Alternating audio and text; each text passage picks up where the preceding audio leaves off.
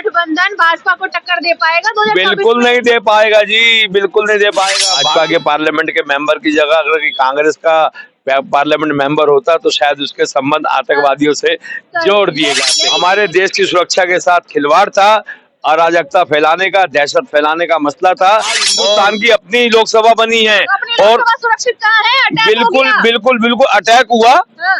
ये एक बहुत बड़ी खामी थी सुरक्षा के अंदर। तो सिक्योरिटी भाजपा की गलती है? नहीं, बिल्कुल नहीं मानता। आज का जो युवा वर्ग है वो एक ही दम सोचता है कि मेरे पास ग्रेजुएशन की डिग्री आ गई और डिग्री आते के साथ ही मैं जो है आईएएस की तैयारी करूं और आईएएस बनते के साथ ही मैं एक 350 करोड़ का साम्राज्यवाद खड़ा कर लूं। सटीक खबरों का सीधा असर। आप देख रहे हैं एनसीआर समाचार। नमस्कार, मैं नमिता चौहान और आप देख रहे हैं एनसीआर समाचार। इस वक्त हम मौजूद है पालिका बाजार में और यहाँ मेरे साथ आप देख ही सकते हैं कुछ लोग मौजूद हैं। 2024 के चुनाव बेहद नजदीक है और भाजपा सरकार ने आखिर बीते 9 सालों में कौन से ऐसे काम किए हैं कि जनता उन्हें लाना चाहती है या फिर जनता उन्हें लाना ही नहीं चाहती है, वही जानते हैं। आप लोग बताएं जरा कि 9 साल बीत चुके हैं, भाजपा सरकार ने कोई ऐसा काम किया जो आपको अच्छा लगा हो? क्या ऐसा नहीं किया उन्होंने?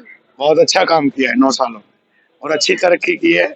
विदेशों में आप देखिए हमारे हिंदुस्तान का कितना नाम हुआ है, पहले क्या था और आज क्या है। ये आप खुद समझदार हैं, पढ़े लिखे हैं, पत्रकार हैं, आप सब जानते हैं इस चीज को कि 9 सालों में 9.5 सालों में क्या तरक्की की है। क्या हर आदमी पढ़ा लिखा वर्ग जानता है इस चीज को।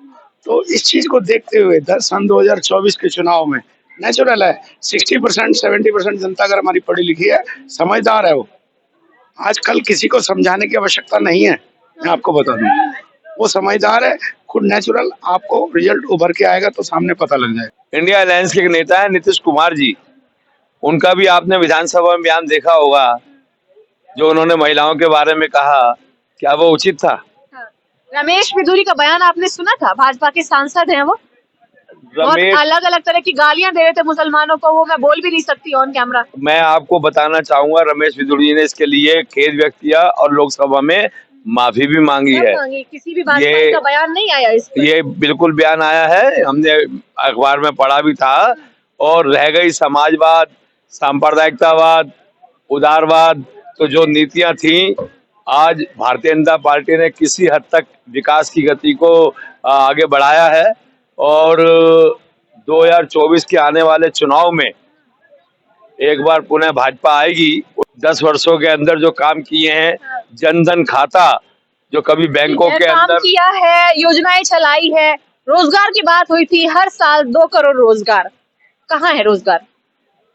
रोजगार के लिए देखो खुद पहल करनी पड़ती है और सरकार के पास जितने भी संसाधन हैं उनके जरिए वो रोजगार उपलब्ध कराए गए हैं और करा भी रहे हैं। और तो ये कहना, रोजगार क्यों घूम रहे हैं फिर?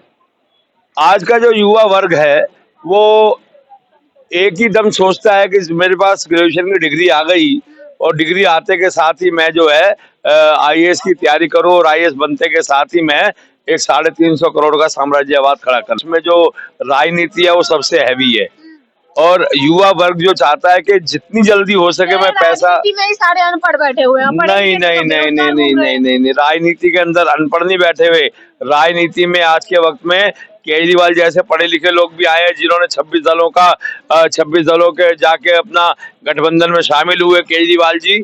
और आपको मालूम होगा सबसे पहले मीटिंग पटना में हुई, फिर बेंगलोर में, फिर मुंबई के अंदर हुई। 26 दलों का गठबंधन, महागठबंधन बना जिसका नाम रखा गया इंडिया गठबंधन भाजपा को टक्कर दे पाएगा 2024 बिल्कुल नहीं दे पाएगा जी, बिल्कुल नहीं दे पाएगा। भारतीय जनता पार्टी में तो प्रधानमंत्री पद का एक ही दावेदार था, है और रहेगा। परंतु विपक्ष के पास तो 26 गठबंधन है और 26 दावेदार है प्रधानमंत्री के। आपको मालूम, मैं बता रहा हूँ, नहीं नहीं नहीं नहीं, मैं बता रहा हूँ, राहुल जी सोच रहे हैं कि मैं प्रधानमंत्री बन जाऊंगा। केजरीवाल जी सोच रहे, कहता कोई नहीं है। आज तक मोदी जी ने भी नहीं कभी कहा था कि मुझे प्रधानमंत्री बनाओ। 2014 से पहले के चुनाव के वक्त में जब प्रोग्राम चल रहा था इनका, भाजपा का अधिवेशन गोवा के अंदर हुआ, गोवा के अंदर जाकर भी कभी मोदी जी ने भी नहीं कहा कि आप मुझे प्राइम मिनिस्टर डिक्लेयर करो। भाषण देने आते थे कि भाषण के ऊपर किसी का अधिकार नहीं है। भाषण देने के लिए तो अगर मंच लगा हो तो हम भी भाषण देना जानते हैं मैम। हाँ। भाषण देने से काम नहीं चलता, देश को विकास के वही लिए, तो हम भी कह रहे हैं कि देश को विकास के लिए एक ऐसा व्यक्ति चाहिए था और वो मोदी के रूप में देश को मिला। आज 140 करोड़ की आबादी के बीच में G20 का सम्मेलन कराना अपने आप में बहुत बड़ी बात थी। G20 का सम्मेलन कराया, बहुत अच्छी बात है। मैं एक बात और जानना चाहूंगा, क्या कांग्रेस दल हाँ, वही कांग्रेस की सरकार रही हाँ, 1947 से लेकर अब तक? क्या 3 तलाक का जो मुद्दा था वो लोकसभा में पास करा पाए? क्या राज्यसभा में पास करा पाए? नहीं पास करा पाए। तो नहीं किया, लोगों को बेरोजगार तो नहीं किया। आप निजीकरण की बात करते हैं, आप ये बताइए, सरकार का काम जनता की सेवा करना है, सरकार का काम व्यापार करना नहीं है। सरकार व्यापार करने के लिए लोग वोट नहीं देते कि सरकार व्यापार करे। और अगर निजीकरण किया है तो उससे जो डी इन्वेस्टमेंट होगा वो पैसा पब्लिक के बीच में आएगा, पब्लिक का पैसा पब्लिक को मिल रहा है। कहाँ आ रहा है? फिर अभी लेकिन नया संसद भवन बने हुए ज्यादा समय नहीं हुआ, 1200 करोड़ की लागत से बना था वो, जी, और तुरंत उसके रेनोवेशन का कॉन्ट्रैक्ट दे दिया। ये सारा पब्लिक का ही तो पैसा है जिसका ये दुरुपयोग किया जा रहा है। हम जिस पार्लियामेंट में पहले बैठते थे वो अंग्रेजों की बनाई हुई थी, और आज हिंदुस्तान की अपनी लोकसभा है और हिंदुस्तान का पार्लियामेंट का मेंबर भी हो है तो हमारे देश का ही नहीं। नहीं नहीं, आज हम जो है अंग्रेजों के बनाए हुए लोकसभा में बैठ रहे थे और आज हिंदुस्तान की अपनी लोकसभा बनी है। तो और सुरक्षित कहाँ है? अटैक हो बिल्कुल गया। बिल्कुल बिल्कुल अटैक हुआ। ये एक बहुत बड़ी खामी थी सुरक्षा के अंदर, तो सिक्योरिटी। भाजपा की गलती है? नहीं, बिल्कुल नहीं मानता।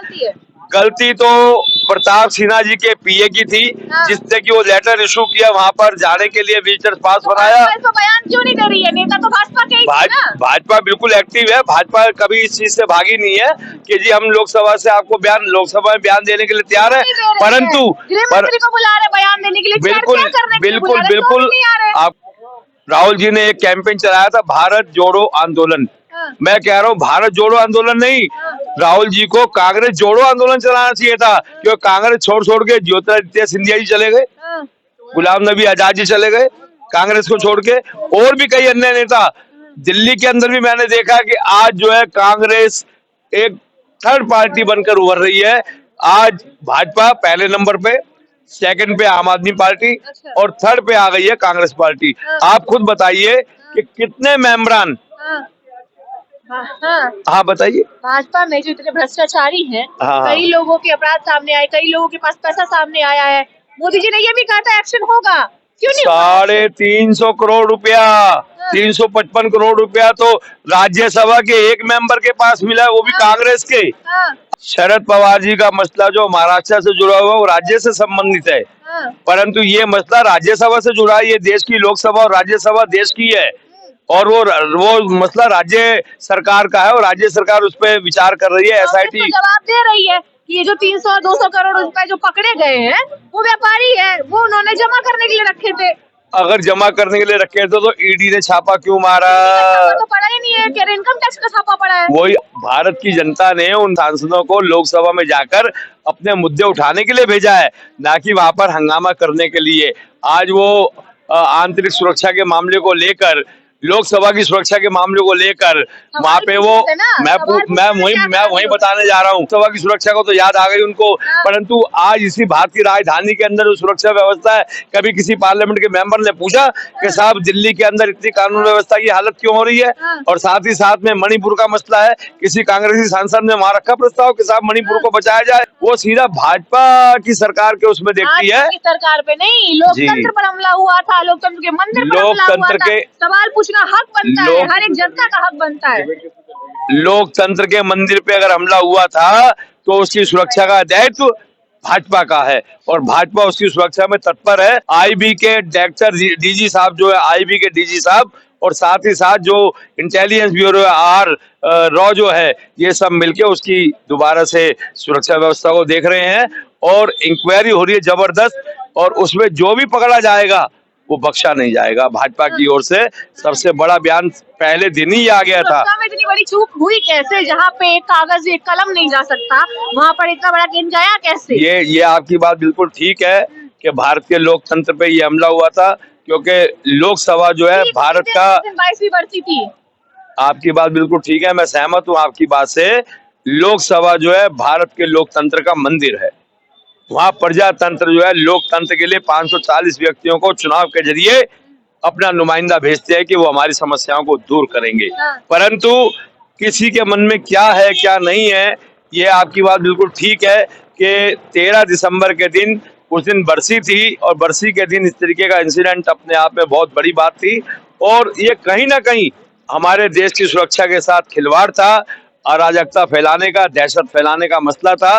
और जिम्मेवार कौन है? जिम्मेवार इसके लिए किसी हद तक हमारी जो सरकार लोकसभा में है, भाजपा की जो सरकार है वो जिम्मेदार जरूर है, परंतु इस जिम्मेदारी से भाजपा भागी नहीं है और इसकी पूरी इंक्वायरी होगी और जो भी इसमें सजा याफ्ता होगा सरकार उसे अपने तरीके से पूरी सजा।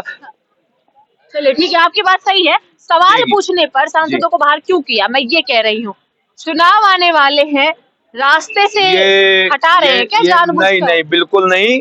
भाजपा का इसमें मुद्दा नहीं है। उपराष्ट्रपति जो सभापति होते हैं आपके राज्यसभा के, उनकी मिमिक्री करना ये कहाँ तक उचित है? उससे पहले ही हटा दिया था ना, बाद में मिमिक्री की है। मिमिक्री तो बाद में की है, मानता हूँ, परंतु ये जाकर राज्यसभा में हंगामा करना, लोकसभा में हंगामा करना, हंगामा किसी चीज का निष्कर्ष नहीं है। उससे हम किसी भी चीज तक, किसी की तह तक नहीं पहुंच सकते। ये जरूर है कि आपका जो कहना कि साहब वहां पे इंक्वायरी के लिए वो गृह मंत्री को बुला रहे हैं, गृह मंत्री जी नहीं आए हैं, तो हो सकता है वो किसी विशेष कार्य से अपने कहीं हो और गृह मंत्री का काम, जरूरी काम है जो लोकसभा की सुरक्षा पर चर्चा नहीं कर सकते, जवाब नहीं दे सकते, इससे ज्यादा जरूरी काम क्या हो सकता है? ये बात आपकी बिल्कुल ठीक है।